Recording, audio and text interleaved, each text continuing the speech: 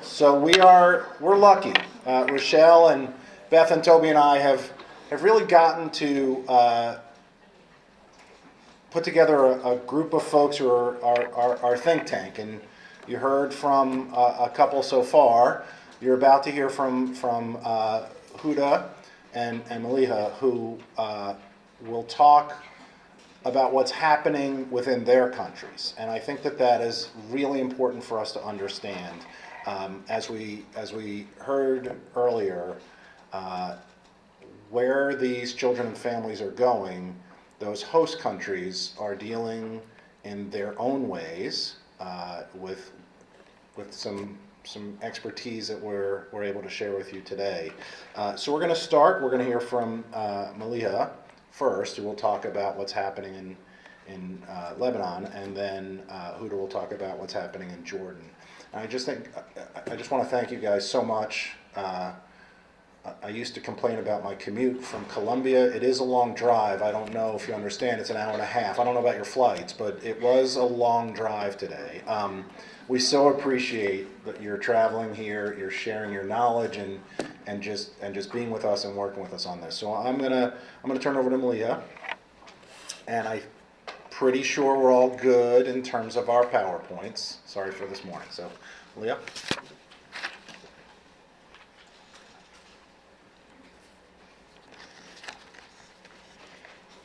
Okay, بسم الله الرحمن الرحيم. رب اشرح لي صدري ويسر لي أمري واحلل عقدة من لساني يفقه قولي. For those who understand Arabic, they know what I'm reading. It's a verse from Quran, and it talks of talking to God. That give me the power to express what I really want and give you the power to understand what I mean, even if I didn't express it, especially in English. So I'm very honored to be here with you and emotional at the same time.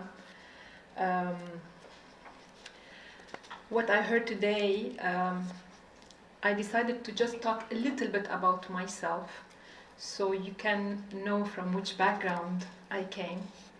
My name is Maliha El Sadr. I am Lebanese and I was born in 1971. So I lived all the wars and civil wars in Lebanon, all the invasions, Israeli invasions, and whatever happened in Lebanon, and I was in Lebanon all the time. I'm from a family where lots of issues we were raised, which I don't know if any people talk about it anymore. I was raised from a family that my father said each person in this earth has something special that has to add to this world. And if he couldn't do it, we should help him or her to give it, because humanity will lose if we didn't help him to give us that characteristics or that special thing. I am from a family that believes all religions are one, and they all came to organize our life for humankind, and it's just in order to serve us and not us to serve religions. That's why when I entered university, I started studying sociology, anthropology, in order to make a change, do something. And then I went to special education. I learned about special cases and how to reach them. And I finally ended up with an MA in educational psychology and testing, and my thesis was about emotional intelligence. So emotion is really something which I believe in. Then in 2010, the idea of having, actually my brother had a baby with Down syndrome and he lives in the States. And I was learned, or he told me how somebody after 2 weeks knocked the door and told her mother that I am your early interventionist and I will follow up with you all the weeks and I will teach you how things are gonna be okay. Your baby is gonna to play, he's going to laugh, he's fun, everything is going to be okay. So I was like, why do we don't have this in Lebanon? And why families have all this hard time going from therapist to therapist to therapist to hospitals, different kinds, or hide. I don't know, it's related to the background of the person. And I started doing this research about how do we do a research, how do we do an early intervention center in Lebanon. And I went to UK, I was trained by the Portage system, and then we started, they came to Lebanon, they trained us, and in 2011 we started a SEAL, which is Early Childhood Intervention Lebanon. It's a pioneer center in Lebanon using the multi-disciplinary approach with a neuropediatrician in our team, psychologist, social worker, and even dietitian and all other therapists, and we're using the multidisciplinary approach. Until 2016, I started doing the professional certification in Georgetown, and I'm lucky to learn a lot from Dr. Toby, from Rachel, from all of you. And then our team was trained with the primary service provider model, and we started doing this model in Lebanon. We have 5 pilot studies till now, and we're documenting it, and inshallah we're going to go forward to train others. Dr. Phyllis, I'm happy that we don't have hurricanes or something too, but our surprises in Lebanon are bombs, are explosions, are car explosions. My house is all covered with issues, so ISIS cannot come to us. Now I saw a plane going. I was telling Huda that in Lebanon we see this, but this is Israeli plane up, so we lived this. And Dr. Chen, we lived this. I was like Roha, living in all this situation, and I can understand why Syrians do not like to be named refugees, because they didn't choose. Maybe the refugee, they choose to be refugee. Syrians didn't choose.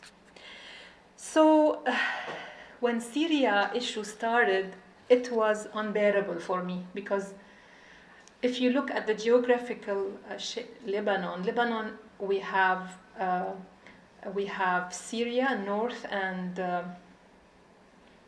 I don't know. We have the sea, the Mediterranean, Syria in north, and we have occupied Palestine in the south. So Syria was for us a way to breathe, a way to, and I lived how Syria started to be modernized and be better, and how health was excellent there, and how students were going to school, free schools. Even Lebanese used to go there for the university. So I lived how Syria was going to going up and up until this crisis started, and it was really unbearable. So in 2011 we started a SEAL, and I'll show you like a 5-minute video about what's a SEAL, and then I'll continue talking about what's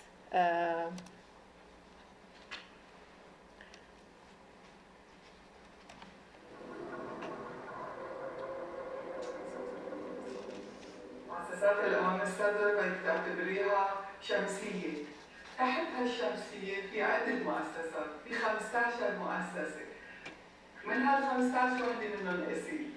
فكرة أسيل هي تكملة للعمل الخدمات الاجتماعي الإمام الصدر، اللي بيؤمن إنه الوطن أو المجتمع هو عبارة عن جسد واحد، وأي خلل بيأثر عليه كله.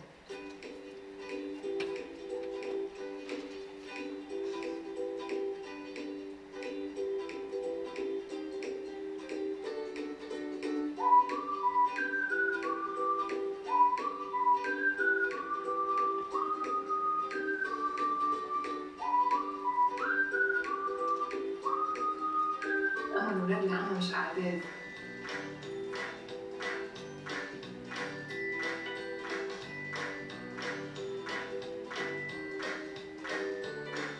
بدنا نتواصل whether it's spoken, using signs, pictures, gestures.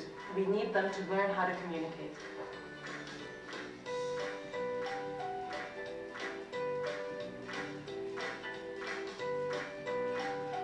بنراقبه وبناخذ نوتس نحن على كذا أصعدة، من صعيد التواصل، التطور الحركي، التطور الحسي، التطور المنطقي، اللغوي عنده للولد، وعلى هالأساس بنشوف وين في نقط الضعف ونقط القوة عند الولد نقدر نعمل له خطة تدخل معينة.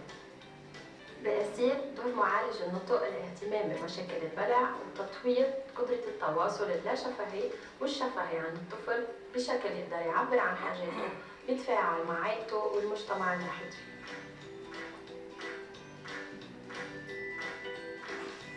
تركيزها الأساس هو على الجسم، على قديش الجسم بيكون مرتاح، قديش الإنسان بيكون مرتاح وبيقدر يعمل أكثر من ما بيقدر يشخص بحياته. العلاج الانشغالي وجد غرفة التكامل الحسي لحتى ينمي الجهاز الحسي عند الشخص. أكيد في لها كذا هدف، من الريلاكساسيون، يستكشف حواسه، نعمله ستيمولاسيون لهيدي الحواس، لأنه الأطفال خاصة الفئة اللي بتجي لعنا على أسير ما بيقدروا يستكشفوا محيطهم بالشكل اللازم.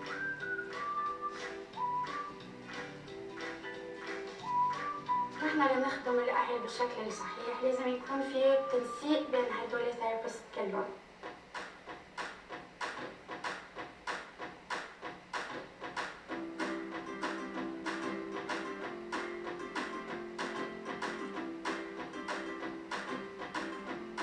نقدر نعمل التشخيص المضبوط، لأنه يمكن يكون جاي لعنا كمان سبيتش ديلي ويطلع هذا الصبي عنده توحد، عنده communication problem، أو يمكن يكون عندنا global developmental delay.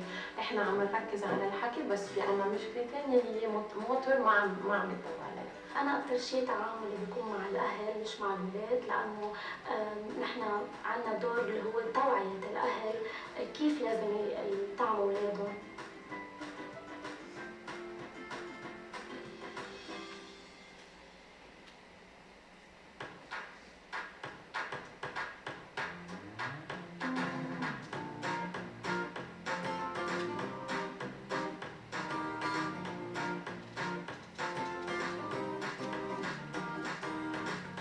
الأهل لما بيوصلوا ضايعين، موجوعين وتعبانين، نحن بالمكتب الاجتماعي بنستقبلهم لنسمع وجعهم، لنسمع كل شيء قطعوا فيه قبل، لحتى نحن كمان ما نرجع نسمح لحالنا نمررهم بنفس المراحل ونفس الصعوبات اللي قطعوا فيها قبل. شو يجي على جلسات مع أهله لعندي وبشوف العلاقة بين الأم والولد كيف يتفاعلوا، أو كمان فينا نراقبه بجلسات مع بقية الفريق. وهالاشياء رح تعطينا كثير افكار ومعلومات على قدرات الولد على التواصل، ونشوف كيف فينا من خلال شغلنا بقلب المركز نستخدم القدرات اللي عنده اياها تنطور بعض القدرات اللي لازم نشتغل عليها معه. بأسيل نحن بدنا نتطلع بالعائلة كلها، نحن بالفاميلي سنترد not child centered.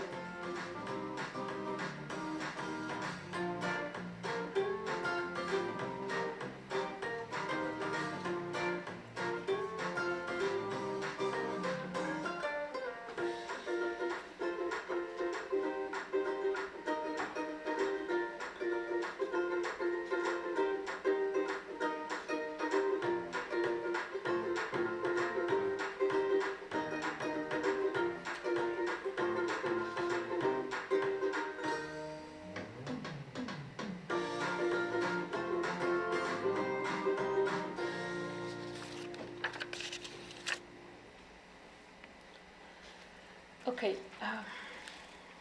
and after this, the case of Syria. As we've heard before, in Lebanon, with a 4,400,000 citizen, we have around 1 million registered Syrian refugees. This is the registered, so it's around 1.5 million. 31,000 Palestinian refugees from Syria, 6,000 Iraqi refugees, and 280,000 refugees from Palestine. And you know that 79% of the displaced persons are women and children. According to UNHCR, close to 417,000 Syrian refugee children in Lebanon are aged between 3 and 14 years old. 250,000 Syrian children are out of school, and 50,000 also of Lebanese are out of school. This graph shows us that if we compare, it means like 1/3 of the population in Lebanon of Lebanese are Syrian, which makes it equivalent to 80 million Mexican arriving in the United States over a span of 18 months. So you can imagine what happened to Lebanon.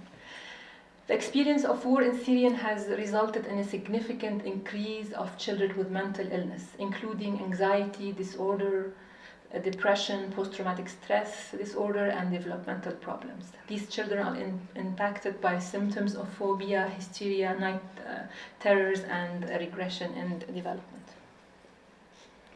Assessment conducted by UNHCR during the second half of the year 2012 showed that potential number of people with disability reached 15% of the children refugee population, and which is the maximum portion acceptable in a given population. This shows us the graph of estimating number of Syrian children with specific disorders in Lebanon according to international statistics on children with special needs. As long as war and disasters happen, the international mental health community needs to prepare positively to meet the predictable but unusual unexpected needs. The Lebanese public sector has since the civil war been suffering from weak, costly, and fragmented service provisions, with facilities and that are under-equipped and unable to adequately deal with structural shortcoming. So this Lebanese university put the program of RACE 2 response plan adopted by the Ministry of Education and Higher Education aims to increase the number of Syrian children enrolled in formal education. But despite these efforts, over 50% of Syrian refugees children, 250,000 remains outside school. Access to health, the gross mismanagement of refugee crisis in Lebanon has, since the start of the crisis, deprived many refugees and asylum seekers from accessing proper services. And shortages in funding have depleted aid agency capacities to provide adequate access to services. Barriers to accessing health care was cost of provision, limited scope of UNHCR provision, weak referral system, and restricted freedom of movement and transportation. The main health and education providers were professionals from Lebanese Ministry of Health or Ministry of Education, UNHCR, UNICEF, and NGOs. NGOs are the main health and education providers for Syrian special needs children in Lebanon. I will list 4 of these NGOs, which are the main ones. The Union of Relief and Development Association in called is URDA. It's more than 100. It was done in June 2012, and it gathers around 100 humanitarian committees and organizations as a joint effort under the umbrella of the Union of Relief and Development Association. We visited them 1 year ago. They have 2 or 3 camps. One of the biggest one is Al-Auda camp. It has around 350 tents, sheltering 350 families with an average of 875 children under the age of 14. It's considered to be the largest camp in Lebanon, and it's, as they call it, it's a 5-star camp. comparing to other camps. No camps can be start, but there are currently at least 500 suspected cases of disability among children under 10 years and of age in Al-Auda camp. No services are provided for children under 5 years, except for the primary medical health issues. We visited the camp, and they have like services for empowerment of women. They have like fun things for children, but no any service for early intervention. The other NGO, Restart, Center for Rehabilitation of Victims of Torture and Violence, Restart, its capacity to receive is limited to the funding from the UNHCR, and therefore they can service an average of 1,800 cases of Syrian refugees, including all ages and services. While the need is estimated to be much higher, it's not clear how many children are included in this number. Arc-en-Ciel, a very well-known NGO, since the beginning of the Syrian crisis, Arc-en-Ciel provided various of therapeutic services for Syrian children of all age, up to 18 years, in addition to the required medical services. Arc-en-Ciel project covered an average of 3,000 Syrian children in 2 years, but it was stopped because they are waiting for funding renewing the project in January 2018. The last NGO, Beit Atfal al-Sumud, it serves mainly Palestinian refugees, but it accepts Syrian refugees children referred by all organizations, and they have a large waiting list. Currently, they weren't able to receive any Syrian children since they already are serving a great number of Palestinians.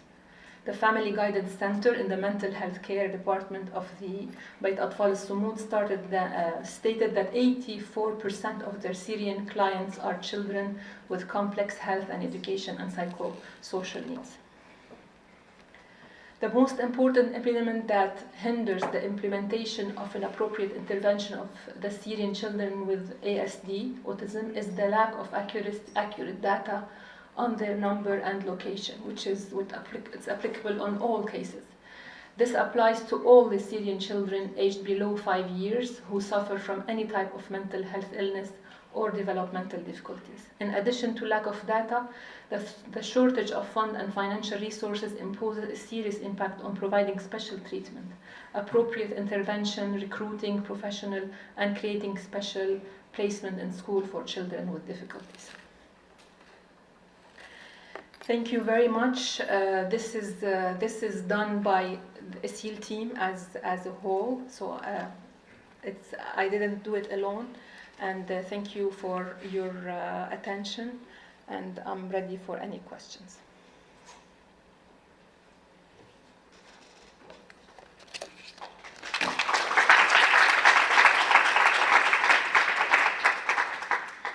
Thanks, Maliha. We're gonna have plenty of time for questions. It is great to hear of the work that you're doing there. It helps with the context that was set this morning to get a sense. Those numbers are still staggering, and it's interesting to hear about duplication of services and yet lack of services. So, Huda, you're gonna help us hear a bit about what's happening in Jordan. You're going to be her clicker? Yeah. Oh, well, look at you. Yeah. Thanks. Full service. Collaboration. I didn't know that was there. I would use it. I want to thank all the people who have started the speeches. They were very enlightening to me, and I enjoyed every single one of them. I would like to start. I'm here to be honest, to build a case. And I repeat, to build a case for children's mental health and ECE. I will approach this through the scientific and economic arguments which specifically target those who are the most marginalized and disadvantaged, and who have the most to gain from early interventions. Children from birth to 6 years of age, and children who are disadvantaged with physical and mental disabilities. I'm sure we can all agree it is the right of every child to benefit from these findings, and it is our duty to make them available in an efficient, organized, and sustainable way. In my argument, I intentionally discounted compassion as a motivation for action. For you are here because of your compassion and because you care. I will not be describing the life of a refugee, but I want to thank Alexandra for doing it so vividly.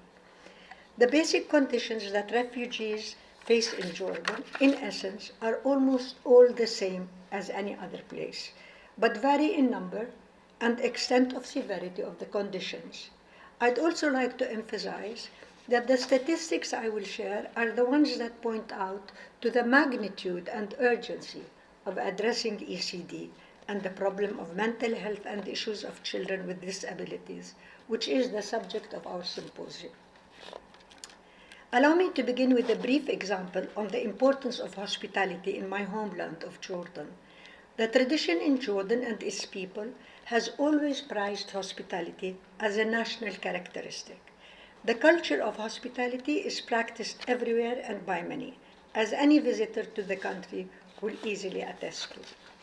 I bring this up because I want to set the stage to highlight the role in Jordan that Jordan has played in terms of hosting refugees. Since our independence in 1946, Jordan has hosted numerous waves of refugees, beginning with 1948. Remember, our independence, 1946. We started 1948, the first wave of Palestinian refugees. 1967, the second major wave of Palestinians. In the mid-70s, the civil war in Lebanon brought more refugees. In 1993, the first Gulf War brought Kuwaiti and Iraqis in Jordan. 2003, the second Gulf War, we welcomed Iraqis as well. 2011 to the present, we have hosted our neighbors to the north, Syria, and we still have many refugees from all the other countries that I mentioned. There is a moral ethic ingrained within the culture to host people in need. It must be noted that no one can forcibly be hospitable. The king, people, and government of Jordan have made a conscious decision to open national borders and communities to offer refuge to neighbors in critical times. Even with limited natural resources and Jordan's economic standing as a mid-level developing country, national policy continues to support refugees despite its challenges on the local economy and national growth. To date, Jordan has hosted over 1 million Syrian refugees, offering them food, shelter, and basic necessities for survival. The following map of Jordan shows the distribution of Syrian refugees across the nation. I wanted to add this slide to highlight the fact that the status of refugees in Jordan is not a political one only, but there is also a humanitarian aspect, people to people in their reception. As should be clear, about 80% of Syrian refugees, i.e. the majority, live in urban settings. They move about freely and are integrating into the mainstream. The remaining about 22% are distributed in the three camps, Za'atari, Azraq, and Emirati. As the national census indicates, there are over 185,000 refugees living in the capital of Amman. In Irbid, there are 136,000. In Zarqa, there are 48,000. And in Za'atari camp, it's become the fourth largest city in terms of population as a country, as a city. The Za'atari camp with 126 Syrians. Actual numbers of refugees in Jordan, according to the national 2015 census, is 1,265,000, and presently that number continues to grow. Half of refugees are children. 15.5 are children under the age of 4. 1 in 3 Syrian children has grown up knowing only crisis. How does science empower us to deal with ECD and children's mental health? New findings in medical imaging and neurobiology suggest that there are specific windows of opportunity in how children's learning occur. And these, as you can see, are established between the prenatal period and age 6. These windows are critical periods in a child's development, when the capability for physical, emotional, social, and cognitive, verbal, and spatial functioning is established. Also, the most effective interventions for identifying and intervening in children's mental health should occur within this period. Science tells us, as many of you are already aware, that 80% of human brain development occurs in the first 3 years of a child's life. The physical and emotional environment experienced by children affects not only the number of brain cells and connections among them, but also the way these connections are made. Strong social and emotional connection from 0 to 3 years of age help children develop trust, empathy, and compassion. It provides children with a sense of comfort, safety, and confidence, teaching them how to form friendships, communicate emotions, and deal with life's challenges. The significance of these findings on the future potential of a child can act as a double-edged sword. Today's technology has empowered us with scientific data and knowledge that can be a major factor in the way we address trauma of the human brain and how children learn. Knowledge that must be applied by all parties working with children. Therefore, our responsibility is not just to help children traumatized by war. We have to teach children specific skills that build the synapses and bridge the trajectory of the brain. Our goal should be to empower children for the future Syria, on whose shoulders their countries will be rebuilt, hopefully. Whereas if the proper attention is not given to children's social and emotional well-being, the results will have long-term negative implications on the psychosocial and economic potential that the child will experience as an adult, diminishing the quality of life not only of the individual, but to the overall society as well, and jeopardizing peace. Never mind. A conference paper published in 2017 by Professor James Heckman, the recipient of the Nobel Prize in Economic Sciences, entitled "The Life Cycle Benefits of Influential Early Childhood Program," shows that high-quality birth to 5 programs for disadvantaged children can deliver a 13% per year return on initial investment. A report published by the Save the Children Fund, entitled "Invisible Wounds," describes in detail what is referred to as a terrifying mental health crisis among Syrian refugees. The stress of war has led to increased bedwetting, self-harm, suicide attempts, and aggressive behavior among many children. The study warns that damage to an entire generation of children's mental health could soon become irreversible. This report claims that of the 2.3 million children having fled Syria, and that at least 3 million children under the age of 6 have known nothing but war. 2/3 of children have either lost a loved one, had their house bombed or shelled, or being injured as a result of the war. According to adults interviewed, some had suffered more than one of these traumatic events.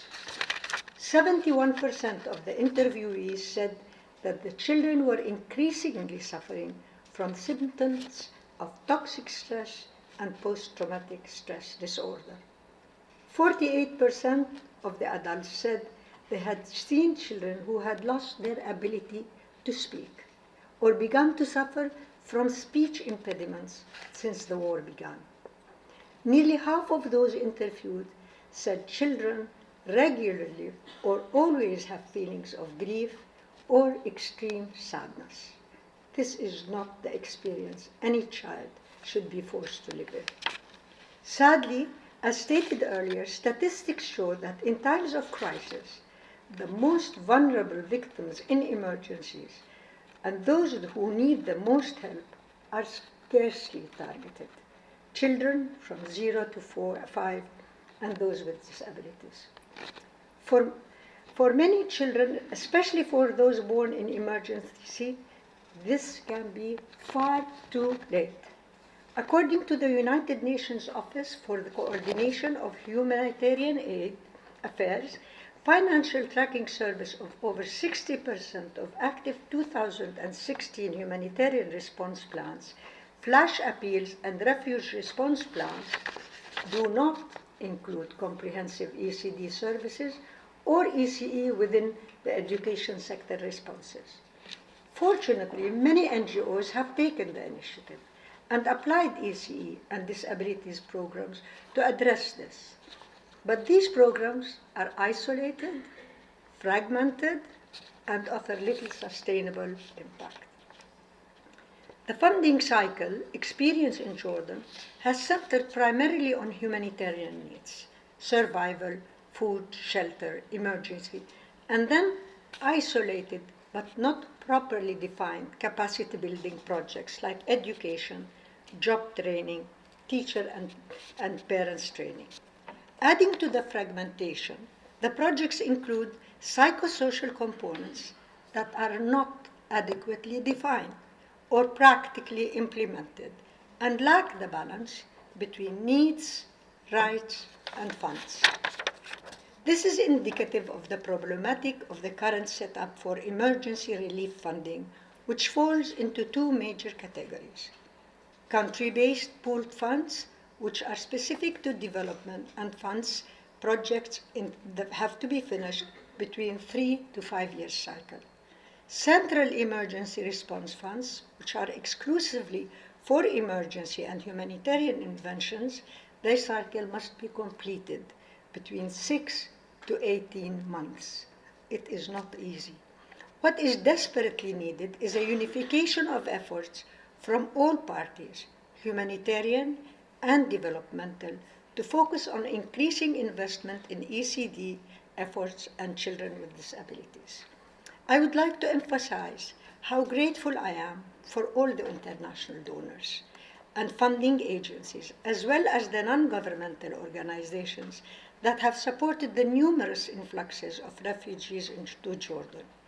Without humanitarian support and the concern of the international refugee communities, the Syrian community-based committees even, the 38 charitable organizations, student groups, field volunteers, and workers, Jordan's efforts would have faltered.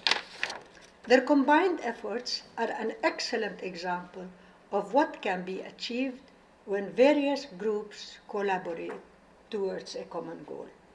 I want to thank all of the parties attending this meeting today, and specifically thank Georgetown University for bringing us together. I believe we have the capability to develop collaborative solutions during this meeting, which can change the current challenges into opportunities by focusing on ECD and children with disabilities as the first step on the path towards unified healing. It is time for us to build on the evidence presented. The economic argument proves it. The social-emotional argument proves it. The brain science proves it. The harsh reality of the refugees begs it. Our ethical responsibility obliges us and even commands us to do it. It can be done. Let's do it. The path towards holistic healing requires us to focus on addressing ECD and the needs of children with disabilities as the first step on the path towards unified healing. How long must we continue on the same path of fragmented intervention for refugees and children? I am here to appeal for a new approach to support the most vulnerable and the most promising members of the refugee community, the children. Thank you.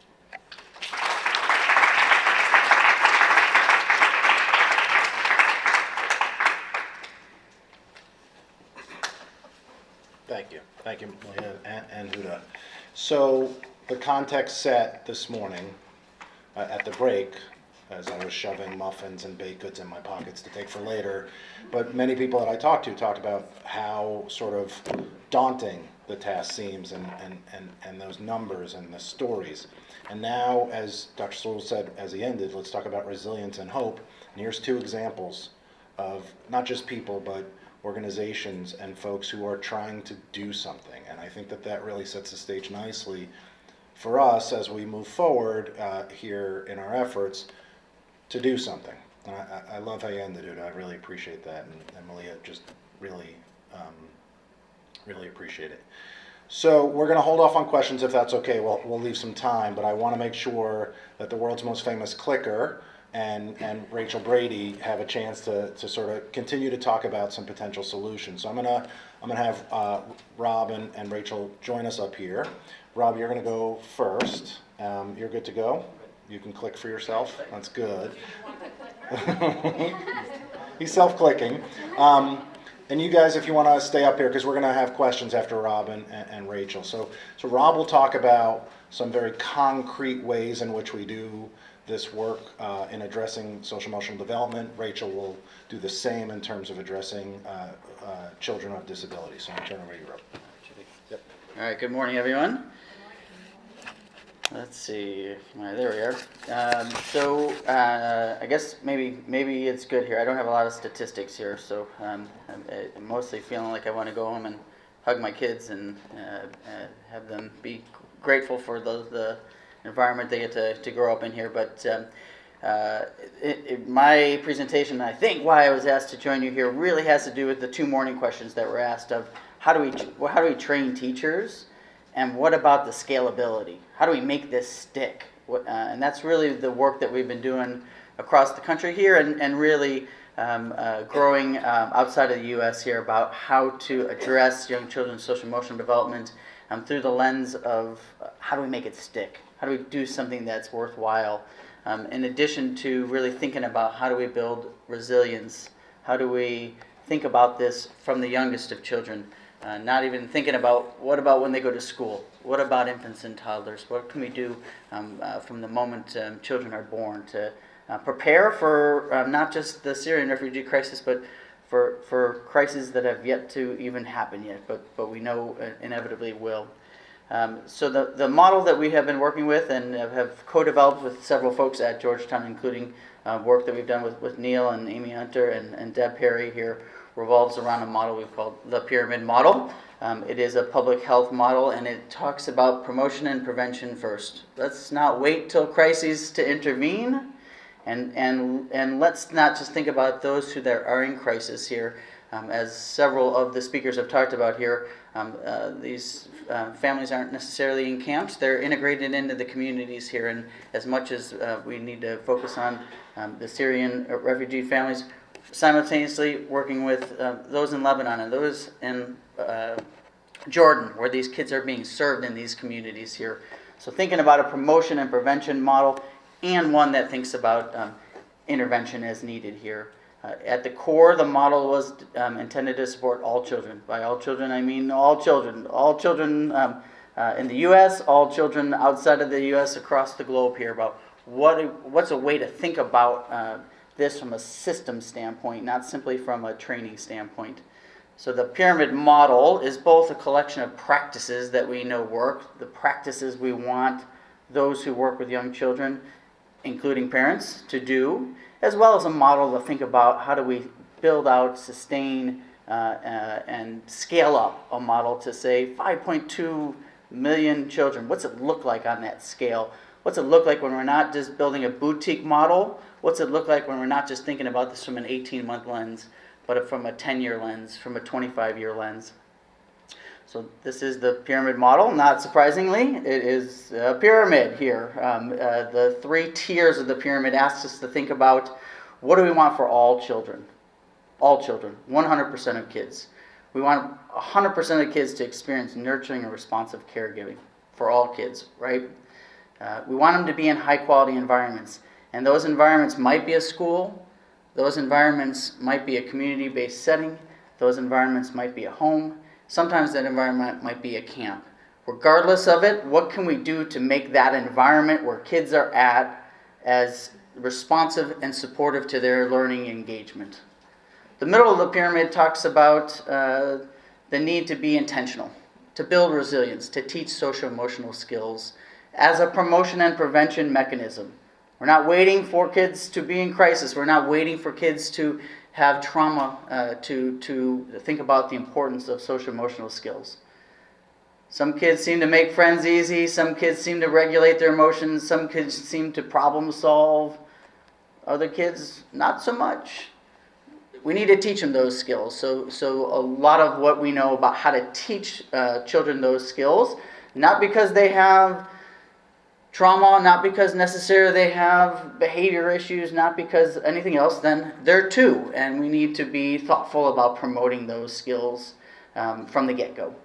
And the top of the pyramid recognizes that for some kids, because of trauma, because of war, because of natural disaster, or just because of unique learning needs, we need to make sure what we're building out, what model we're supporting and building is able to individualize for unique learning needs that children bring, whether it be because of disability, whether it be because of dual language learning needs, whether it be because of challenging behavior and mental health needs, or just because Neil has unique learning needs. Let's face it, if you know Neil, he has unique learning needs here. So we need to be able to build that into the system here and not be surprised that we have to individualize for some kids to be successful.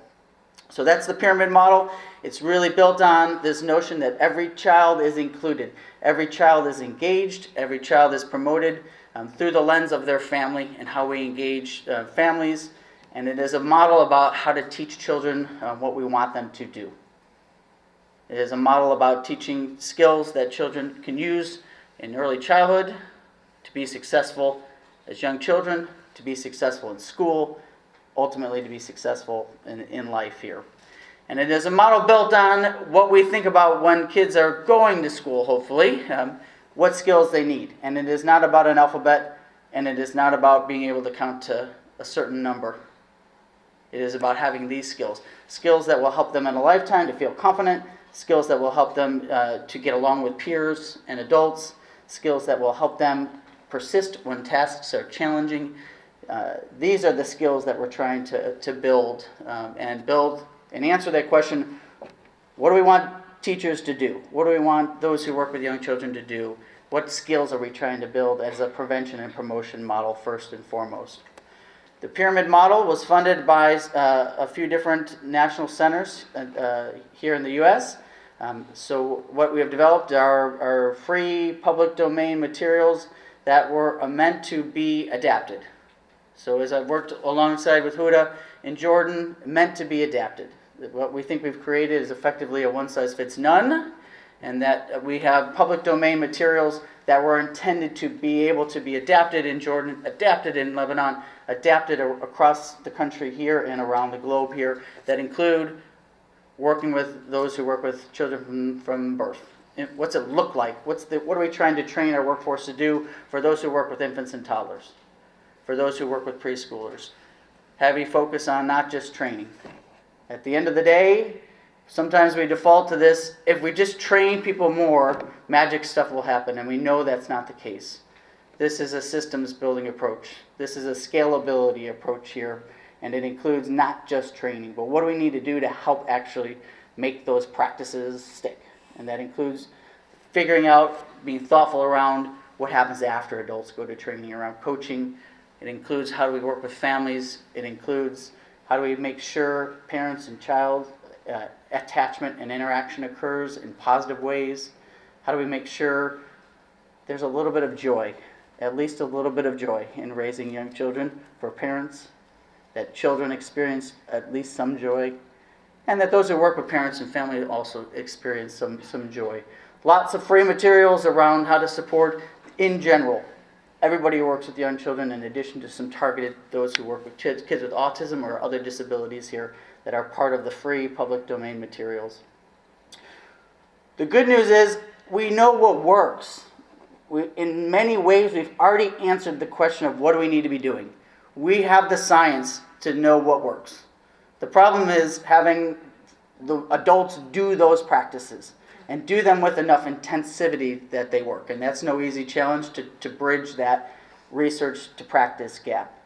In addition, folks got to do these practices and do them to fidelity. They can't just do them one time with young children and think, well, I told them what their schedule is supposed to do. That's not how it works with young children. We have to do it all month long, all year long, all week long. In the morning, the mid-morning, the late morning, these practices to be useful have to be done with that level of fidelity. As we think about the science of implementation and what makes something stick, we need to make sure that what we build is sustainable. It's not a boutique model, and it can scale to 5.2 million and beyond. So we need to make sure we have models that are scalable. Our work to date in the U.S., this is not a political map. These shades are just different grants that have supported states. We now have 31 states that are doing system-wide efforts here. What this means to me is I know we can handle the scale with the model, and the model is flexible and adaptable enough to look at a country the size of California, 40 million people, and I do mean country in some ways here, of just how large the scalability is here. But this is what we're grappling with here in terms of the model being able to be using folks who work with young children who don't necessarily have 6 years of graduate training. That we see mental health as everybody's job. So that provider in a camp in Jordan is part of the mental health solution. We're not looking for folks that have letters after their name as the only solution here. That is not a scalable model. We need mental health to be everybody's business here, and that includes those who are frontline staff without those who've gone to graduate degrees at Georgetown to be part of the solution here. In addition to our work across the country, we've tracked the work in over 44 countries now. At the end of the day, it seems to me like we all want the same thing for our kids, right? We all want them to grow up in loving homes. We all want them to have nurturing environments. We all want them to make friends. So the model has proven to be scalable in places around the globe, which gives me great hope that in some way, while there's no magic pixie dust to the work we're doing here, that I think what we've done and what we've learned about scalability can be part of the solution here for how we implement, how we answer that question about what do we want the workforce to know, and as importantly, answer the question of how do we scale it? How do we build something that sticks around and doesn't have an 18-month window of time, but has a multi-generational perspective to it here, and something that could be, and is starting to become kind of a global phenomenon. At the end of the day, those who study implementation talk about 3 different things that need to happen for us to do something that makes a difference, for meaningful outcomes for kids. And that's what I know why we're here today and tomorrow. Not just to have another meeting. Lord knows we have enough of those. But if we want to do something that actually affects outcomes for kids here, we have to know what those effective and socially valid practices are. Not evidence-based practices. They have to be socially doable. They have to work in Amman, Jordan. They have to work in a camp. They have to be doable by a family that is experiencing trauma and crisis. They have to be socially doable. They also have to have effective implementation methods, which means we can't just do a training, send a team to go train, and expect folks are going to actually do those practices. We need to be thoughtful about the follow-up support that is necessary, the coaching that is going to make sure that happens. And we have to do so through the lens of building leadership, building support at the government level, at the community level, at a program level, to build effective implementation supports. This is what those who study implementation of anything would have to say here. And now I'm going to put you to the test here. A little 4th grade mathematics for you here. If any one of those are 0, what's the impact on kids? 0, right? This is our challenge. We can't just throw practices at it. We can't just throw short-term solutions at it. We can't just we're going to work with one portion of leadership here. We have to do all of this simultaneously if it's going to make an impact here. And our real challenges are having things that do one of these well. or maybe 2 of these, but not all 3 at the same time. And what we've learned as we've tried to scale across the country here is what does this look like on a systems level, at a large level, like the state of California, the state of New York, at a community level, what it looks like in smaller community-based places, and what it looks like on an individual program and an individual family level here. All right, so with that said, I just wanted to give a few things here. This has really been a systems model. Training's a piece of it, but it builds out state or community leadership teams. It builds out and benefits greatly from the wisdom on the ground. It says we have a roadmap, but it's not a one-size-fits-all. And what works in one part of Lebanon might not work in another part of Lebanon. We build the wisdom of leadership teams. But it is about a team approach here. If we try to do this in isolation, pick that one champion and say, gosh, I wish there was more alleys in the world. Why can't we have more alleys in the world? There's not enough alleys ever. We need to build teams so if alley leaves, it sticks. And how do we engage families thoughtfully? How do we scale up in meaningful ways here? And it means if we rely on single people anywhere, when they leave, it leaves. When we build leadership teams, it's got a much better shot of sticking. Again, back to implementation science.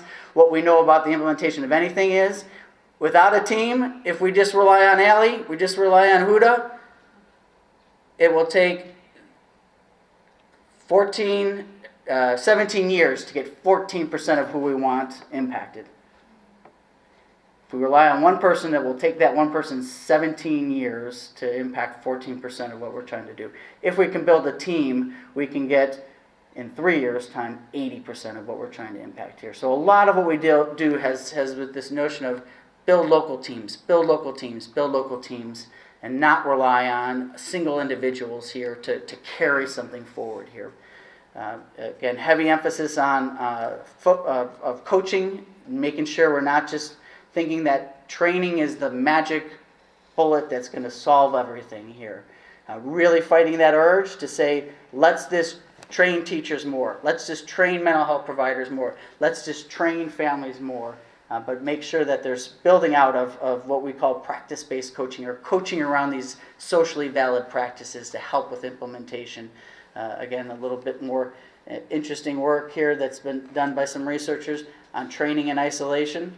If we do training, and I don't care how good the training is, there's good PowerPoint slides, we get to talk, nobody goes back and changes their behavior. If it's even better training and I ask you to get up here and demonstrate that you know how to do this skill, still no impact. If there's a chance for you to do the training and me to give you feedback, maybe 1 in 20 people change their behavior. But when we add coaching, when we add effective coaching here, that's when we start to see the workforce do some changes here. So I think some of the solutions are not easy. These are not simple solutions here. But what I will, I guess, be begging us to do the next few days is not see training in isolation of systems as part of the solution here. It is not the answer unless we can build out these other effective leadership teams, build out effective coaching and follow-up and support here. I know what training does in isolation of those other things. If folks want to see more, 15 minutes is a lot to smush in all of the different components of the work here off of several different websites, including pyramidmodel.org, is sort of some more free resources, more kind of the state of the science on the model here. What I hope I can bring the next few days is really answering those questions that came up earlier this morning of what's the implications for those who work with young children, particularly infants, toddlers, and preschoolers, and not thinking about young children as 5-year-olds and beyond. What we can do from the get-go, what can we do as a promotion and prevention piece? How do we couch the Syrian refugee supports with the broader support needed in Jordan and Lebanon and those children and those teachers as well here, and do so in a way that is realistic, that accounts for the resources we have today, not some magic pots of money falling from the sky, but resources that we have today to build something that is sustainable past 18 months, that isn't based on funding cycles, and build something that's scalable across the many countries affected by it. Okay, I think I'll stop there, Neil.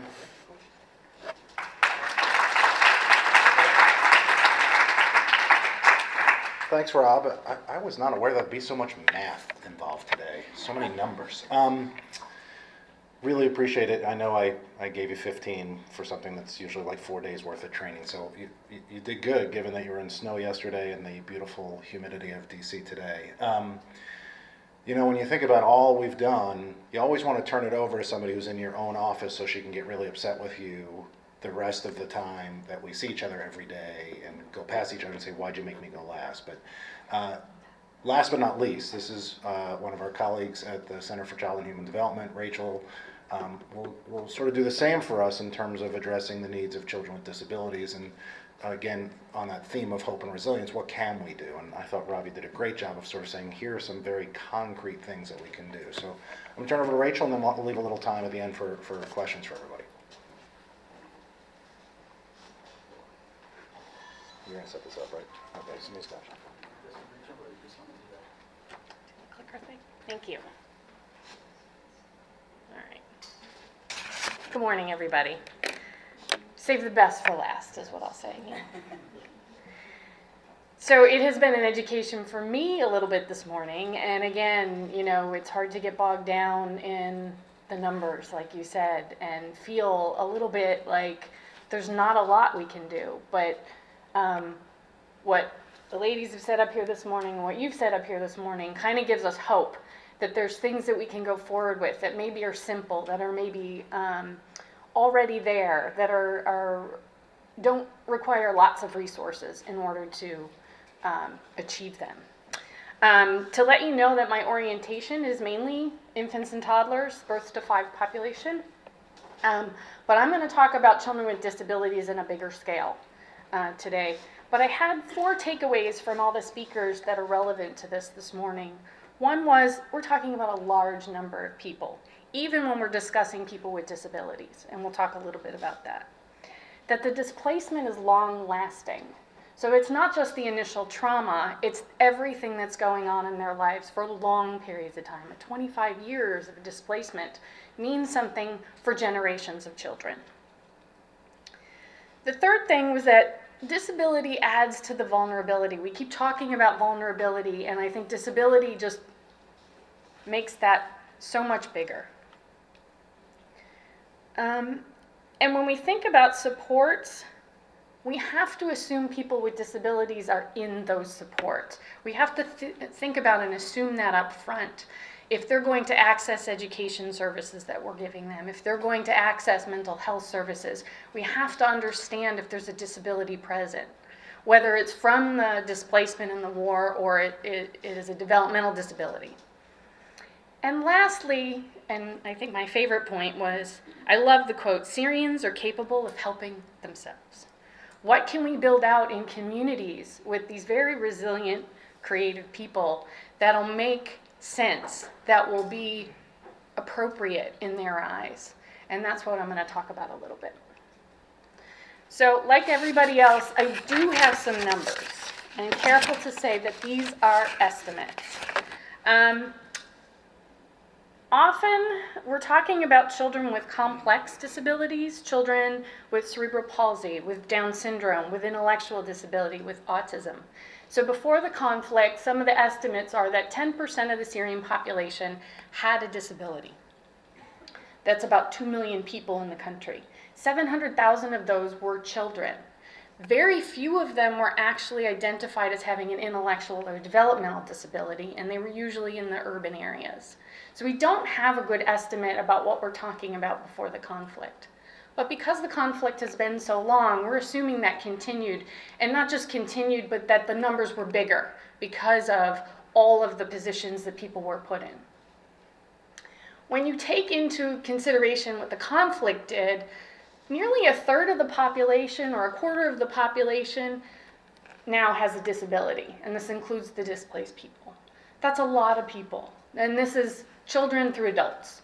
So adding conflict and displacement into that almost more than doubles the number of people with disabilities. So this isn't a very small population. When we think about displacement, we're seeing that they're most at risk for all the vulnerabilities if they're in the camps, if they've come to Jordan, if they've come to Lebanon, and they're embedded in a community. They're still very much more vulnerable to mental health issues, to health issues. But they're also not identified. Some of the numbers that we do have is only 1% of the displaced population have been identified as having a disability, and that's across age ranges. So that's not very many have been identified. Most of the identified people are usually because of the trauma of war. So a physical disability you can see, severe mental health disability. So it's something easier to identify. If it's an intellectual disability, if it's a hearing challenge, hard of hearing, those sorts of things, these are the people who are sort of getting missed. We heard some cultural issues about identifying people with disabilities. They're a little bit hidden. The services, and then we add the traumas onto that, but most of the service delivery and supports are focused on the physical disabilities and the disabilities related to the conflict, which makes sense. You know, what we talked about, what others have talked about, is that humanitarian response is immediate and we want to get things done, but we're not looking for the underlying layers of things that might have been there before. So a lot of the supports and services focus on what we can see and what we know to be happening from the conflict versus what was already there. Okay, so in what ways can we support displaced children with complex disabilities and their families? Without access to resources and formal systems, children with disabilities and their families need to rely on some other things. There are still things we can do to support in their natural support systems, in the systems that they're in now, in the systems that we heard are they're in for a long term.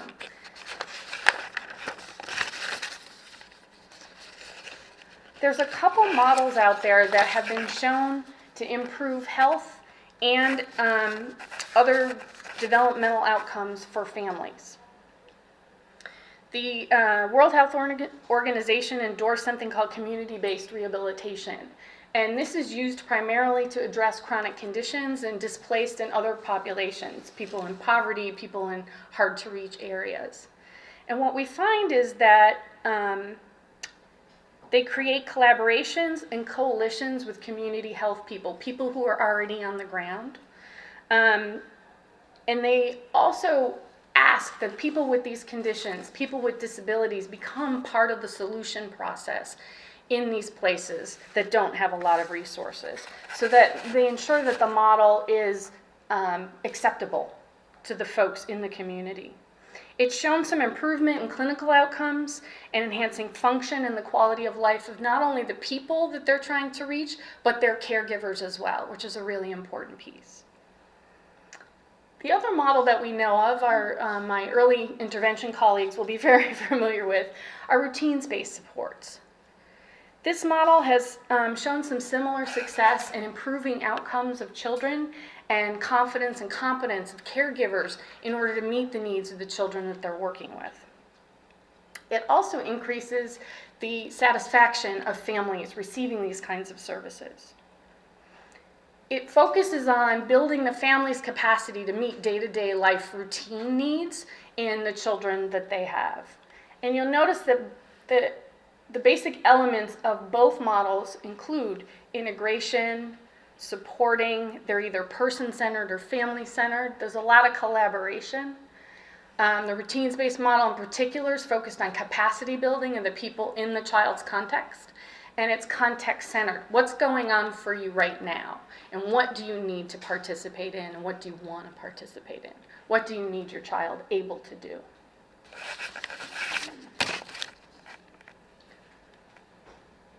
So they're all based on community-based resources and supports. They are family-centered and therefore culturally and linguistically competent in the way that they're built and implemented. They are developmentally supportive. They're built on the strengths, the things that the children and the families are able to do, and they promote participation in the natural environments. For the community-based piece, there is training, but training in the broader sense. One of the training pieces that's definitely needed and that we're seeing a lot of is this identifying children with disabilities, especially in young children. What are those developmental delays that families are experiencing? What are the disabilities that are already present? It's also creating awareness in everybody in the links in those chains, in all the leadership kinds of groups, in the community folks on the ground, that to expect people with disabilities to be in your midst and not just from the conflict, and to start asking about those things. So then you're identifying who are those people that can benefit from this knowledge, that you would train, that you would increase awareness, which is the people who are already on the ground, the services that are already available, and any resource that's available in the community. The other concept, again, that my early intervention colleagues are very familiar with is this idea of family-centered care. It's very important, and this gets to what Rob said about the individualization of what's going on. It's to think about identification of the need in terms of what is that family identifying as the need, not the professional who might come in for a short period of time, but what is that family saying that they need, and starting from that place. What are they able to do? What are the solutions they've already tried? And many have done various things to meet the needs of their children. Also, what happens in the day, whether it's at a camp or you're in a community. What's going on during the day that the child can or should be participating in. And then it takes folks on the ground together, collaborating with this family to come up with ways that they can solve any issues in their daily routine. And when you break it down to the child's daily life or the family's daily life, it's much more empowering. If I think about I have a child with Down syndrome and I don't know if they're going to go to school or people are going to accept them, those are really big concepts among a lot of stress already.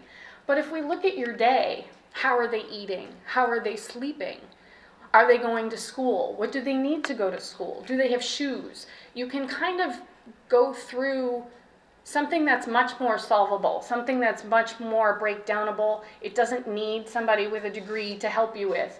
It needs some creativity and resilience to be able to problem solve together, just one small piece. And I think this part in particular makes it much easier for families and providers of any sort of services to conceptualize what needs to happen and make something move forward. Again, it takes advantage to the context or the natural environment the child's already in. It enhances the relationship to the caregiver. If I can help a mom embed language into a dressing routine that they're already doing because she's worried about the child's language development, it's much more relationship building for those families who can access this kind of support. If we say that maybe the parent is having mental health issues and the child is very depressed, maybe that one small routine, we add a song in and find a little point of joy that so many others were talking about. The model, again, this is another way that it supports families. We're getting them in the moment, we're doing what we can in the moment. It also takes into account the family's beliefs and values. If I come as a physical therapist, which is how I'm trained, I see all sorts of motor behaviors I want to change in a child. But that parent may say to me, all I care about is if they can put their clothes on in the morning, or they can feed themselves so I can take care of some other things. Then that's what we focus on. And it does it in a way that's important to them. So to sum up, I think these models offer, as you guys talk and we talk over the next day or two, about ways that we really start to identify disability and need in young children in particular, but across children in these environments. We can use these existing models to provide the supports, especially through the discussion that Rob had, is not you're training people, but you're supporting them, you're giving them some capacity to be able to meet needs together. And then building the capacity of the family and the community. So once anybody leaves, it isn't up to a single person anymore. That family can go ahead and continue to find ideas and ways to solve the day-to-day routine issues that they have. Thank you.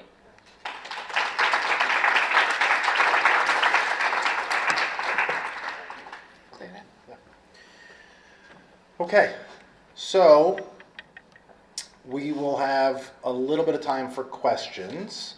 And I do want to make sure we have a few minutes for Charles. We're just a few minutes over. But just again, thanks to all four of you for sharing. Why don't you go ahead and stay up there while we do some questions. Are there any questions? Where's my Phil Donahue? Good current reference. Oprah. Still not current reference. I don't know what people watching it. It's not on TV anymore. There's something on Netflix where somebody runs around with a microphone, I'm sure.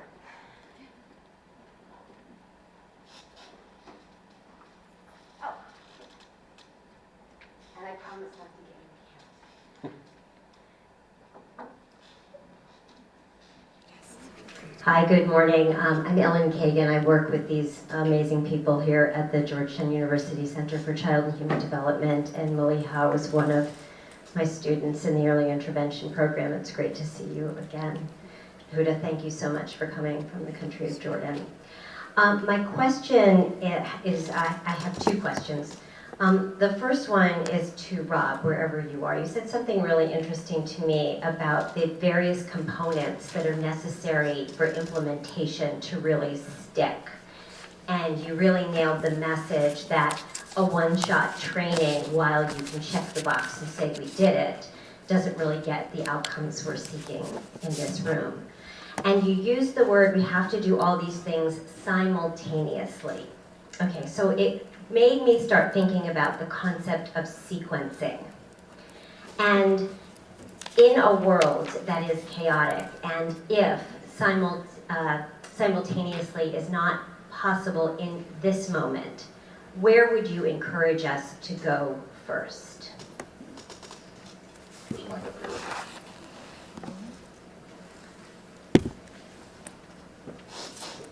I guess the answer is a little bit of a non-answer. My answer would be, it's going to be a different answer where you go first in one part of Jordan and a different part of Lebanon. And that my thought is always, go where the movable parts are. And that when we build out a system, training's a part of it. It's not that we don't care about training. It's one of 9 pieces that we work on.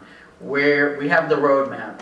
In one part, in one community, where to start is going to be a different answer than in a different community. The roadmap has been pretty consistent, though, across 31 states, across 44 countries, about what it looks like when we build a system of support around families and children, and that to the extent we have 9 starting points, the answer would be for that leadership team that we build to say, where is the starting point that's going to move? Don't butt your head against the unmovable part of the systems building effort here, and that means it's got to be adaptable. It's got to be flexible. It's got to allow on the wisdom of folks at a community level to say, this is the movable part today. Maybe tomorrow this part becomes movable, but where we start on the roadmap is really built on building leadership teams who are smarter than I am to say, this is the starting point. That the leadership team says, I know what's going to work here for us, and where to start the initiative. So we talk about 9 elements of the roadmap of systems building, training being one piece of those 9. But hopefully that serves as a non-answer that's not too off-putting in my answer. No, that's great. I'm going to actually reframe you. You actually said 2 really important things that I'll be taking away. The first is just simply pulling a leadership team together, convening disparate individuals who have passion around this, could actually be an action that might create some momentum, especially since we heard earlier in the panel that there were a few champions that were identifiable. So that's one takeaway. And the second thing you said that I'm going to take away is that we're really talking about looking to connect first rather than create first. And I think that's a really important principle that you just put on the table. Thank you, Rob. I appreciate that. My second question has to do really to the experts on the panel. I've been trying to track the numbers all morning, and I'm not doing a very good job. And I'm wondering if you're hearing some synergy around the scope of the problem of children, the numbers of children with disabilities who are displaced and/or refugees in either camps or integrated into the communities? Like, are we hearing any synergy? Each of you are presenting different. Each of you are presenting statistics. Are they the same or are they different? And how do we come to understand that? I start? Yeah. That's not working. I think you can hear me, no? I got it. Right?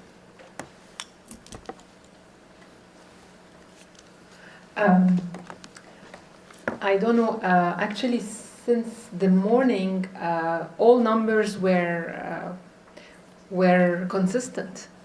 I didn't see. If you go back, yes, they were consistent. At least the ones that I heard, comparing to what I had, because they are all based on research and statistics from UN, but they didn't give us final answers. They all reach that we don't have a clear statistics of babies under 3 years old with special needs. This all it concluded. We know the number of refugees registered. We know of the numbers approximately not registered. Yeah, they all are they say the same numbers, but they are not enough. Would you like to say something? It's true that they're not all the same, but they're close. And if we look at Lebanon, if we look at Jordan, the numbers will fluctuate a bit. But I think the takeaway for me has been we're not identifying them. We don't know. But the important thing is that whatever systems and supports that we set up, we have to expect that at least a quarter of the kids coming in are going to have disabilities of some sort at any age. And I think that's the takeaway that people should hear from those statistics. I'm not a very statistics person, although I'm an economist. But the idea for all that we have spoken, I think, and what we should take with us is the fact that there are huge numbers that need this, and the fact that 0 to 3 are hardly identified, and how can we do something about it more than the numbers? Because I don't think we're going to be able, even if we have the right numbers, address all of them at once. And I truly believe in one step at a time. If we can handle a situation, even if it's a pilot project, with a few and results, rather than massive with a lot and less results. Thank you. Okay, so Dr. Keel had one more question, and then we're going to turn over to Charles to close this out. We have 2 questions. 2 more questions, that's what I meant, 2. I'm not good with numbers, I've already said that once, or twice. Okay, so from 0 to 3 is a time when not only kids with disability are going to need a lot of support, but also any kid, especially if their parents are not able to attend to parenting because they themselves are extremely traumatized or depressed. There's a ton of data about how depressed mothers influence. I'm not a child psychiatrist, I'm an adult psychiatrist. So I'm thinking about the parents and how important they are to attend to in order to deal, at least in part, with this whole massive crisis. And because this model is so family-centered, I think the Middle East has a strength, which is how strong families are and how central they are to people's lives, and that could be used in some ways, because family there is not just nuclear, it's extended. So that's everything.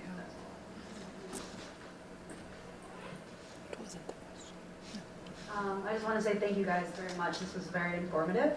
My name is Lena Arkow. I work for the Syrian American Council. So I've dealt with a lot of Syrian refugees. But my question is more the cultural aspect of the crisis. As you guys know, in the Middle East, mental health is still very taboo. So how do you break through to that? What would be, I guess, the keys to turn to change a culture? Kind of piggybacking off of what you're saying, it's you guys keep talking about family as the implementers, as reinforcing changing the children and improving them. But if the families don't believe in mental health and don't want to discuss that their child has autism or depression, how do you address that? Where do you start? Thank you. I guess that's open for everyone because you guys are on the ground, so you probably would be able to answer it for what you guys do, and then also the professors as well, because your models talk about the families. I would. Is it working here? I think it should be, but why? I think it's battery. Dying? I think it's because that's what it's saying. Here. Toby has a microphone. Where's that microphone? Oh, I thought you were going to answer that. She is with the microphone that The works. microphone died. This one's dead. Oh, it did die. It just didn't have to be turned on. Yeah. The rebooting didn't work. Thank you. I would like to look at this as, it's very, very relevant to what is going on in our country. And I'd like to look at it not only through the mental health and everything, but from my own personal experience with our programs that we have dealt with. You're right, it is a cultural thing. But when we had the privilege of dealing with refugees on a big scale, with families to teach children and how they need to parent, etc. Our program included a relational needs program along with the targeted component of training parents of how to understand children. It addressed the parents and the adults as where they are and not what they can do. So this was part of the most successful component, because with the parents who did not even want to come, and I could sympathize with them, they had just lost a child or seen another child dying, they didn't care to learn more and to understand how the child, they're just happy having that child. But where they started to feel really involved when we addressed the relational needs. So when they understood that we were trying to understand them, where they were, what is their pain, and we incorporated that into the early childhood program, like with storytelling, we had a specialist on relationships. The fathers wanted to come. They started to say, could the fathers please come? Because we were addressing, as you just have pointed out, what they needed. It's not because only stigma. There is a little bit of that. And I think humanity, lots of us have a chip on our shoulder on many things, let alone with a child who is disabled. But this goes when they know what it means. When they understand relationally between each other and among each other as adults, this issue. And I think any program that should be, just as Rob was saying, a very systematic, all of these should include a relational needs part that addresses the parents as well themselves who are going to be dealing with the children. Thank you. I don't know if I can add to Huda. I totally agree what she said. In ASIL, we started first naming it psychological support, and we realized that families do not, they prefer having the services for their children because we don't need anything. We're fine. They just fix them. And later on, we called it as mental health or support or something like this, like groups, and it was better. But still, it's not easy. I think, as Huda said, it's through the communication with them, little by little, and when they start feeling the effect, the influence of what they say and how they speak about it. On themselves, they will be motivated more to accept what's going on. And the only thing I would add to that is when you're setting up things, systems and supports, to include family members and maybe what we call cultural brokers or leaders in the community into what you call it, how you set it up, how will this be acceptable. Definitely in addition to meeting families where they are, usually kind of gets the foothold and it seems more acceptable to a larger group of people. One quick question. And then I want to bring Charles up to sort of close us out. Thank you. I just come from the Turkey. I'm working with the Turkey south of Yamashita. I'm working with the refugee camp right now. It's not like a refugee camp, wild field. Who cannot go inside the refugee camp. They just build up a tent and then the farming place. My question is, we have a lot of refugees have problems. Though they have no ID, no address. So kid is born, and pretty much a lot of them dying actually. So mother, very young mother, 15 and 18, and they're not eating that much, so there's no breast milk coming out. So I'm the only one American moving around. I'm just feeding the baby, you know. And do you have some idea who can help this Syrian family have some ID? And then they can go at least Turkey government, they have a medical attention. Kids burn down the food, and then they're cooking outside, they step on them, they burn down. And no, cannot go to hospital, just have a conventional with healing the kid. And kids, maybe I picked a bunch of them, but a lot of kids show up like flying with the bird. But I want you are most of Lebanon and Jordan, maybe you have a connection in Turkey. Who can help this family have an ID? Most kids, all of them, they cannot go to school. UNICEF there, but UNICEF operated by Turkey government. So it's a lot of issue there, but I'm just want to know if you have any information. I'm going back next Monday. If you give me some information, I'd really appreciate it. Thank you. I can answer the ID question. Okay, so Rochelle has. Rochelle has the answer. Part of this, I think, has to do with what I mentioned briefly. Do you want me to stand up? Turkey, all the refugees in Jordan, Lebanon, Egypt, and Iraq who register with the United Nations also get a United Nations refugee card, which is a protection mandate as well, so they have some sort of identification. It doesn't necessarily mean a lot, and sometimes movement is restricted because that is their only ID. In Turkey, because the refugees in Turkey are not recorded by the United Nations UNHCR, they're recorded by the Turkish government. Therefore, if they have fled Syria and they have no identity papers, they enter Turkey almost always illegally in these cases, then they also continue to have no identity papers or identity cards. So if the Turkish government is not issuing them some sort of paperwork, they will remain ID-less and stateless until either UNHCR, and they leave Turkey, or UNHCR is asked to provide paperwork for people, or they return to Syria or something like that. As far as I know, there is no solution to these people in Turkey who have no identity papers. And it's a huge problem. It continues to their children who are then born, and they won't even have access to Syrian papers, right? Because their births aren't even registered as births. So we've seen this with Palestinian refugees in the past who were also born in similar situations. They can't even go to school once they graduate out of United Nations UNRWA school.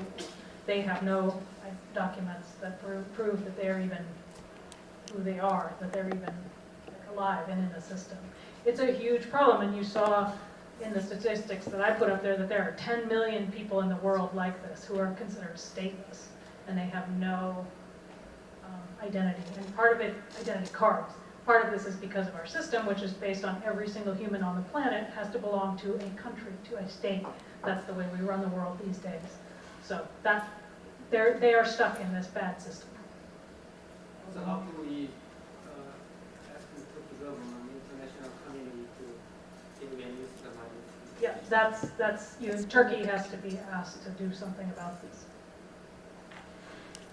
Okay, so I know we're running over a little bit. As Charles comes up to close this out, no small task, I'll remind you that there's a feedback form in your folder. If you wouldn't mind filling that out, it helps us as we plan these types of things. Charles, I have no idea how you sum up what has been, as we said in the beginning, chock full of stories, statistics, and at the end, a humanitarian issue that we're trying to deal with. But I think if there's anyone who can do it, Charles, no pressure, it's you. Thanks. Yeah, That's yeah. very helpful introduction. So thank you for having me. I'm honored, Phyllis and Neil, for including me today. And I have the privilege of having a very unique lens as I look at the work that I do. So at Georgetown, I'm the Chief Benefits Officer and the Head of Benefits, Payroll, and Wellness. So I care for our community holistically. That's my job. I wake up every day for 3 communities: my family and my friends. And my family includes my husband and 4 adopted children, Georgetown University community, and those in the greatest need. My other roles include being the chair of USA for UNHCR, which is the only private sector fundraising vehicle that directly supports UNHCR's efforts worldwide. And our role basically is to provide support to everything I heard today. And so the thing that I think was very eye-opening for me, the statistics, thank you for starting off the day with those, because I had all those and I was glad somebody else got to cover those. But the issues that I heard today allowed me to really think about something that's very personal to me. I have 4 adopted children, and my oldest son came to us when he was 4.5 with cerebral palsy. He didn't walk, he didn't talk, he wasn't potty trained, they didn't know of his cognitive abilities. We're in a scenario where we actually could support that movement and growth as it relates to his support. He's 9.5 now, he walks and talks, he goes to a traditional educational school, he's definitely a growing and moving. And then I think about the issues that refugees face, and Syrian refugees, and the issues that being the largest population of refugees in the world, right? They have actually, the 65 million refugees are people covered by UNHCR, 20 million of which are refugee classified, and half of those, 51%, are children. 51%. And I heard one of our speakers earlier say, think about putting your child in a boat because it's safer. I think about, and then Dr. Chen mentioned the child, the sibling that fell into the water, right? I would think, what would drive me to take my family with a disabled child who has a hard time standing well in a scenario where he would be in a boat to actually get in a boat because it was safer? It's an alarming thing.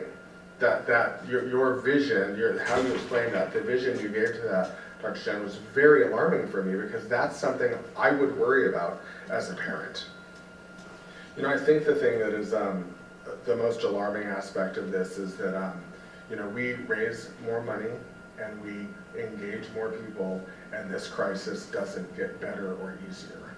And the people in this room, I'm so honored to be around, because you're doing work that actually is the core for the human existence, caring for others, sharing your abilities, and giving back in a way that meets the common good.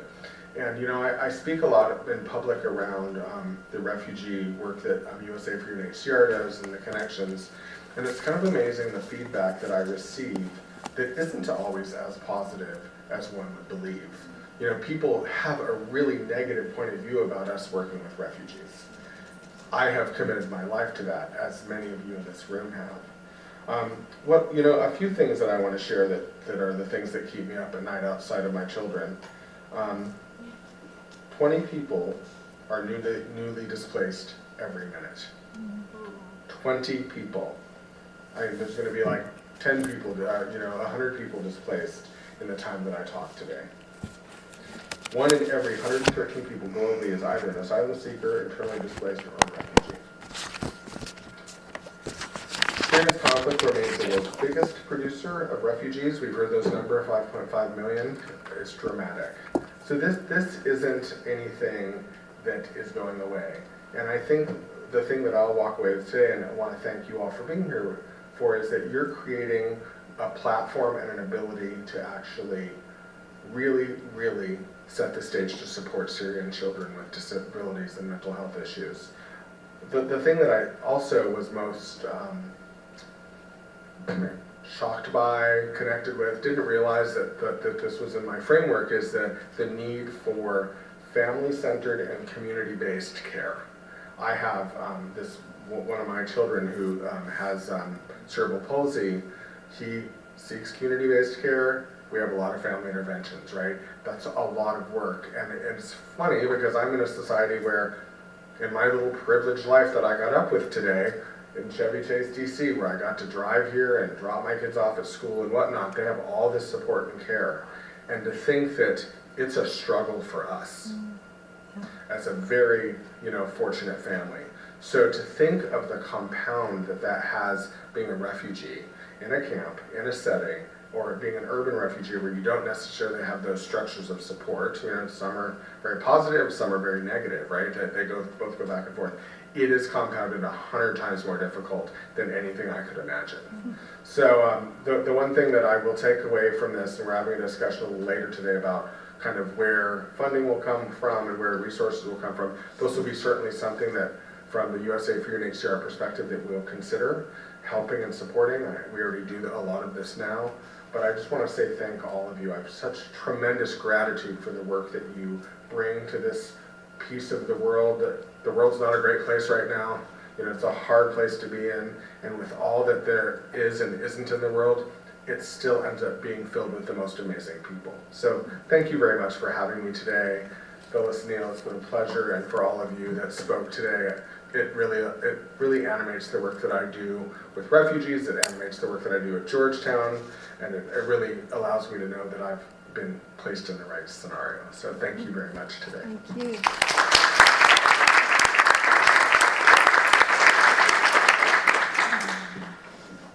Sorry. Okay. Yeah. Can I say something? Of course you can say something. Yeah. Oh no.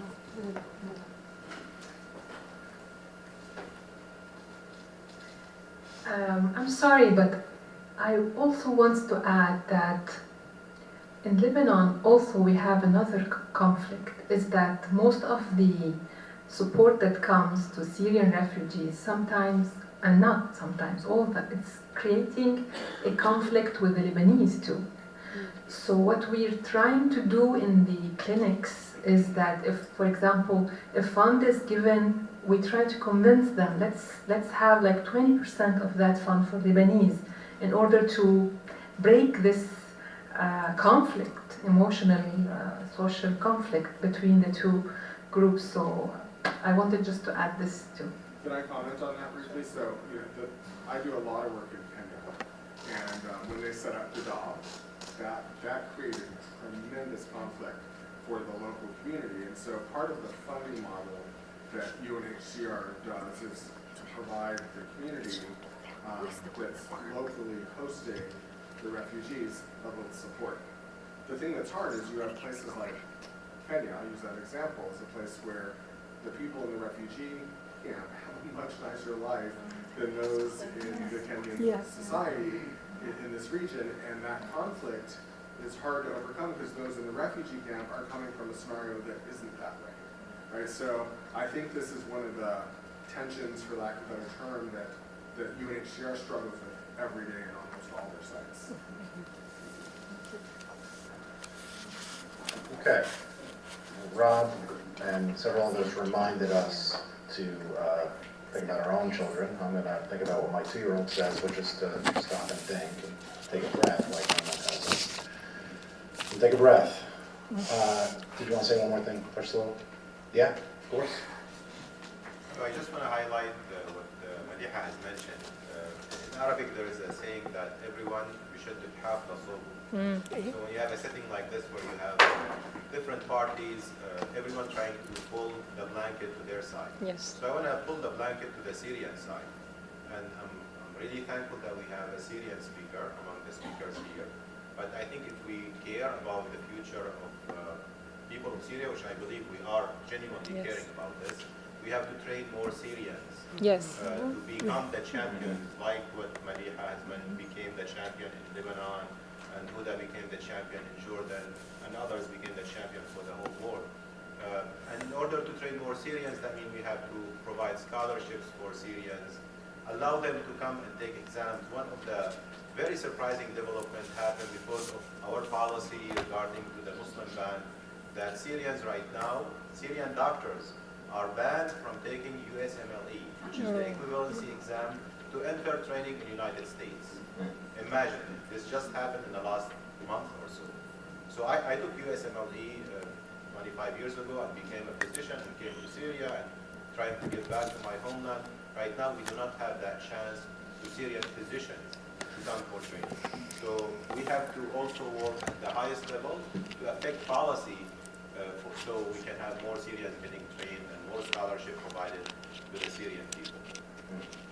So a good segue for us to talk about the political and the humanitarian. Those of us with secret blue dots, it's no longer a secret. We're going to be in an afternoon meeting to actually start to do this work, to think about, so what are we going to do? We spent this morning talking about what's going on. We're going to talk about what to do and try and address both that political and humanitarian piece. I want to thank everybody for coming. Those of us who are continuing on to the afternoon meeting, if you just want to hang here, we can all walk over together. I don't think it's that many of us. Thanks to everyone, and thanks to all the support folks, Samia and Mariam and Morsi and Tony, who helped set this up. Have a good rest of the day. Thank you.